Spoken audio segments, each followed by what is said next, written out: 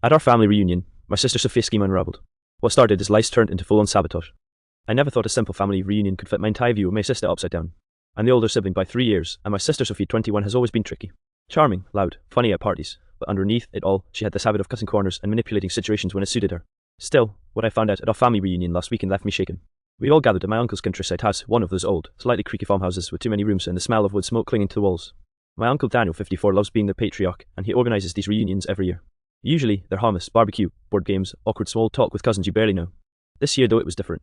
It started small. My cousin Lily, 23, pulled me aside near the kitchen and whispered, "Hey, has Sophia been acting weird to you? Like money weird?" I was confused.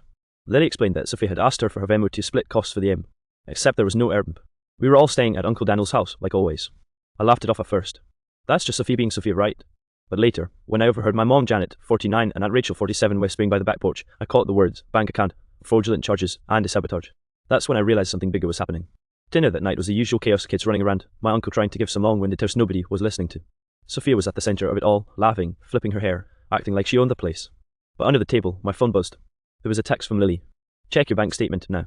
My stomach dropped. I slipped away to the bathroom, locked the door, and pulled up my banking app. Sure enough, there were 3 transactions I didn't recognise, all transfers to an account under the name S. Morris. That's Sophia's last name. I swear my hands were shaking. I texted Lily back, "Holy SHT, she's using my account. Basterisk."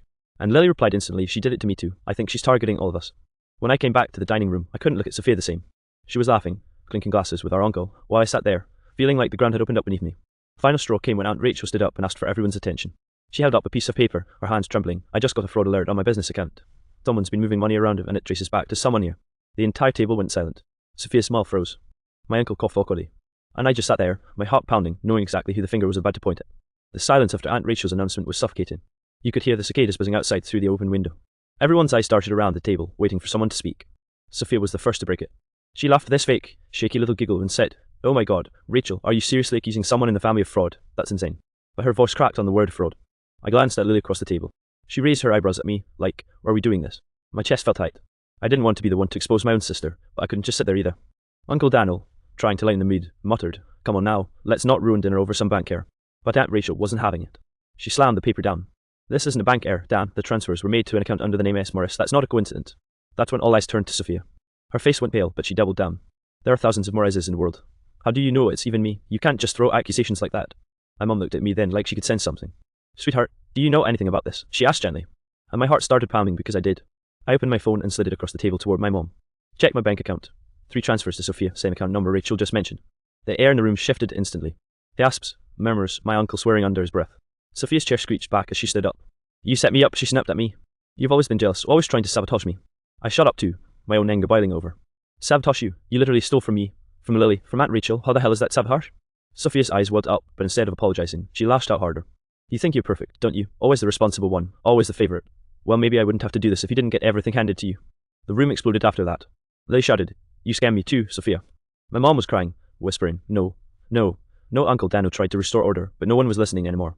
Then Aunt Rachel dropped the real bomb. "It wasn't just family accounts, my business card was hit. Do you know how serious that is? This isn't a prank. This is fraud. Do you want me to press charges?" That word, charges, hung in the air like a guillotine. Sophia's face twisted, and suddenly she wasn't crying anymore. She smirked, this cold little smirk, and sighed, "If I go down, I'm not going alone." Everyone froze. And that's when she pulled out her phone and said, "Maybe you should all know what Janet's been hiding to." The second Sophia said my mom's name, the room went dead silent. You could feel the tension, like the air had turned thick. My mom's face drained of colour. "Sophia," Mom whispered, her voice trembling, "don't you dare." But Sophia was already scrolling through her phone with the smug look on her face. "Oh, I dare, since everyone's so quick to call me a thief. Maybe they should know the truth about their beloved Janet." I stepped forward, trying to grab the phone. "Stop it, Sophia. This isn't about Mom. This is about what you did." She jerked her hand away, almost laughing now. "Oh no, no, no. If you all want to destroy me, I'll take the whole family down with me. You think I don't know things? You think I don't see the hypocrisy?" Uncle Daniel's voice boomed from the head of the table. "Sophia, enough!" But she ignored him and hit play on a voice recording. Suddenly, the room filled with my mum's voice, shaky, tearful, confessing to Aunt Rachel about moving money out of our dad's old life insurance account without telling anyone. I swear my stomach flipped. My mum's hand flew to her mouth, and Aunt Rachel gasped like someone had slapped her. "What the hell is this?" Rachel demanded, looking between my mom and Sophia. Sophia crossed her arms. "It's called leverage. If I'm a fraud, then Janet's a thief too, so what now? Do we drag both of us to jail?" My mom's voice cracked as she tried to explain. "It wasn't like that. I used the money to cover your college fund, your medical bills, everything you two needed growing up. I wasn't stealing for myself, but the damage was already done." Everyone was yelling now. Aunt Rachel was furious. Uncle Daniel was trying to calm her. My mom was crying, and Sophia stood there watching like she had just set the whole house on fire. And in a way, she had. I wanted to scream at her, to shake her, But all I could get out was, "You're not exposing hypocrisy, Sophia. You're destroying us. For what? To cover up that you scammed your own family?" She snapped back instantly. "No, to prove I'm not the only one who bends the rules around here. At least I don't pretend to be a saint." Lily's voice cut through the noise then, sharp and furious. "This isn't bending the rules. This is fraud. You stole from us, Sophia, and now you're trying to drag Janet down just so you don't look so bad. That's not justice, that's sabotage." The word sabotage hit Sophia like a slap. For the first time all night, her confidence faltered. She opened her mouth to fire back, but no words came. And that's when Aunt Rachel, shaking with anger, pulled out her phone and said, "I'm calling the police." The moment Aunt Rachel said, "I'm calling the police," chaos broke out again. Sophia lunged forward, practically shouting, "You can't do that. You can't just throw me in jail for one mistake." But Rachel wasn't budging. Her phone was already in her hand, her finger hovering over the screen. "This wasn't one mistake, Sophia. This is fraud across multiple accounts, business accounts, family accounts. You crossed a line." Sophia's eyes darted around the room like a trapped animal. She looked at me, then at Mom, then back to Rachel. "Please," she said, her voice cracking now. "I can pay it back. I'll fix it. Just don't do this." Lily slammed her hand on the table. "You've been saying that for months, Sophia. Remember when you borrowed $300 from me last Christmas, still waiting on that repayment? You've been playing us all." My mom was sobbing at this point. She stood up and grabbed Rachel's arm. "Please, don't call the police. She's my daughter. We can work this out as a family." Rachel ripped her arm away. "Your daughter nearly tanked my business account. If I hadn't caught it in time, I could have been sued by clients. This isn't some teenage stunt. It's criminal." Uncle Daniel finally roared over everyone, slamming his fist on the table. "Enough, this is my house, and there will be no police here tonight. We settle this right now, or you leave." The room went quiet again, but the tension was unbearable. Sophie collapsed back into her chair, burying her face in her hands. "I didn't mean for it to get this far," she whispered. "I just needed money. I thought if I moved things around, no one would notice." "That's literally the definition of fraud, Sophia," I said, my voice sharper than I meant it to be. "You noticed people wouldn't give you what you wanted, so you sabotaged us. You stole it." She looked up at me then, tears streaking her face. "You've always hated me. You don't get it. I was drowning, and every time I asked for help, you all looked at me like I was lazy, or a screw-up. So yeah, I took what I needed. At least then I had control." For a split second, I almost felt sorry for her. But then I remembered the panic when I saw my drained account, the way she laughed when she tried to frame Mom, the smirk when she thought she had the upper hand. Rachel's voice was like ice. "So what now, Sophia? You expect us to forgive you? Pretend this didn't happen?" Sophia swallowed hard. "I'll pay it all back, every cent. Just don't ruin my life over this." The whole table sat in silence, waiting. Finally, Uncle Daniel leaned forward, his voice low but firm. "Then prove it tonight. You transfer back what you stole, or I drive Rachel to the station myself." And for the first time all night, Sophia didn't argue. She just nodded, trembling. Sophia sat at the edge of the long wooden dining table, her fingers trembling over her phone. The glow from the screen lit her tear-streaked face. You could see every bit of guilt and panic etched into her expression, but also the stubborn spark, the same one that got her into trouble in the first place. I couldn't stop staring at her. Every swipe, every tap she made seemed like a countdown ticking against our patience. Lily was pacing behind her chair, muttering, "I can't believe she's making us watch the circus." Mom was still crying softly, her hands clasped over her chest. "She's my baby," she whispered repeatedly. I didn't know whether to feel anger, pity, or frustration. Maybe all three at once. Sophia's voice cracked. "I'm transferring the money back, all of it. Just please don't tell anyone else, please." Rachel leaned forward, arms crossed, her eyes blazing. "You think paying it back wipes away months of stealing, manipulation, and lies? You've shaken this family. We were trusting you, Sophia, and you betrayed that trust." Sophia flinched at Rachel's words, but she didn't argue. Instead, she focused on her phone, typing furiously. The tension was unbearable. Every second felt like an eternity. Uncle Daniel broke the silence. "Let's see it happen, or this ends differently. No more talking." Sophia's hand shook even harder. She made the transfers 1, 2, 3 and each notification pinged loudly on our phones. Lily leaned over, checking her account. It's coming through," she said, her voice dripping with cautious relief. Sophia exhaled shakily, looking like a weight had been lifted, but not entirely. I didn't want to hurt anyone. I panicked. I didn't know how else to get help. I wanted to scream at her, to tell her how badly she damaged everyone's trust, but seeing her like this, broken and desperate, I felt my anger mix with pity. Mom moved closer to Sophia, wrapping her arms around her. "We'll figure it out. You're in trouble, yes, but we're still family. We fix it together." Rachel's expression softened slightly, but she didn't hug Sophia. "Family doesn't mean you can steal from everyone. You need to understand that." Sophia nodded, tears streaming down her face. "I get it, I promise. No more lies, no more sabotage. I want to be better." For the first time all night, the tension in the room lifted just a little. The transfers confirmed. Sophia's threat to expose Mom forgotten, and the family somehow still together. It didn't erase what happened, but it was a start. Lily finally sat down, exhausted. "Well, at least the money's back. Let's just eat dinner before someone loses their mind completely." Uncle Daniel gave a small, exhausted laugh. "Dinner it is, and Sophia, you better learn fast. This family doesn't forgive lightly." Sophia's head bowed in shame, but there was a flicker of determination in her eyes. She had crossed the line, yes, but maybe, just maybe, this could be her chance to make amends.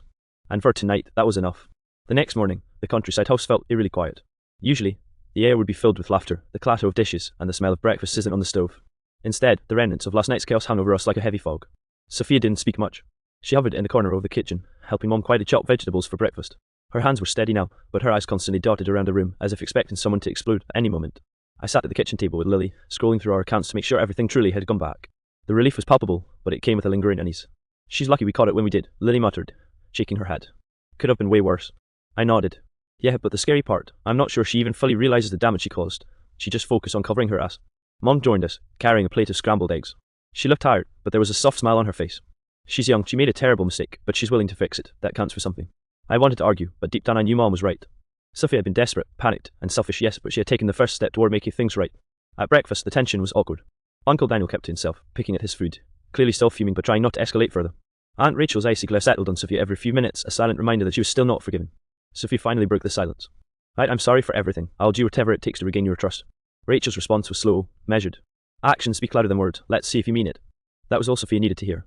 She nodded solemnly, understanding that apologies alone wouldn't erase months of deceit. Throughout the morning, small moments of normalcy returned. Lily helped Sophia clear the table. Mom started brewing coffee, and I stepped outside to get some fresh air.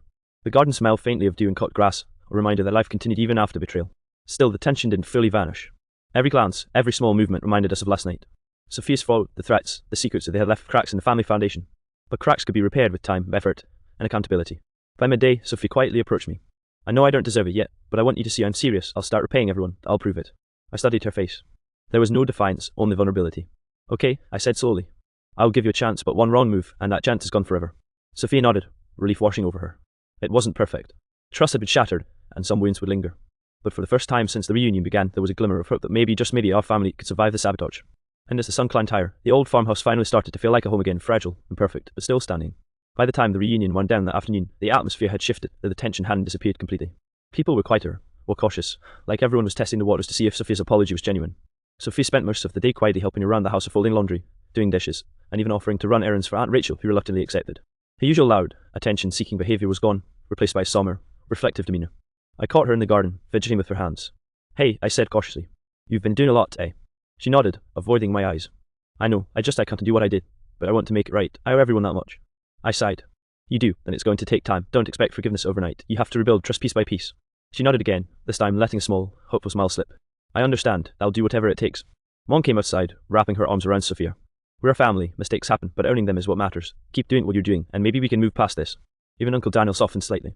Just to learn from this, Sophia. No more shortcuts. You almost destroyed more than just bank accounts. You almost destroyed us. Aunt Rachel, ever the skeptic, didn't offer words of comfort.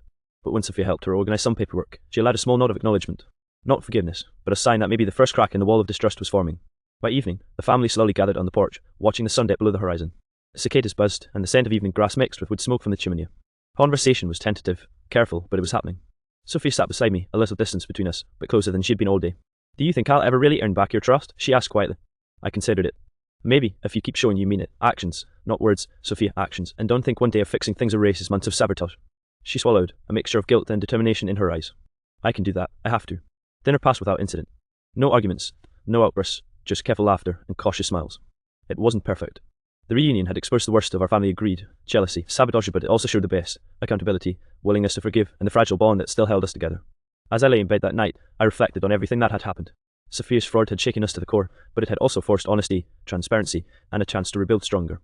Sabotage had been the catalyst, but redemption, though slow and uncertain, was possible. And maybe that was the real lesson from the reunion. Families are messy, people make mistakes, but facing the consequences and choosing to repair what's broken is what keeps us together. The house was quiet, but I could feel the tension easing ever so slightly, like a family taking its first tentative breath after a storm.